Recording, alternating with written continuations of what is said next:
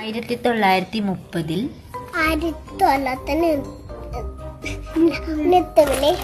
ദണ്ഡിയാത്രയും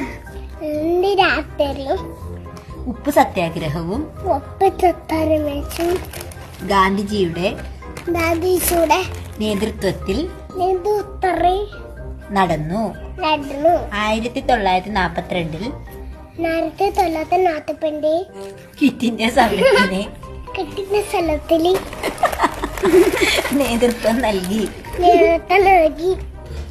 ഇദ്ദേഹം സത്യത്തിലും അഹിംസയിലും ഉറച്ചു നിന്നു.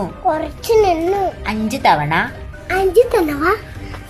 കേരളത്തിൽ വന്നിട്ടുണ്ട്.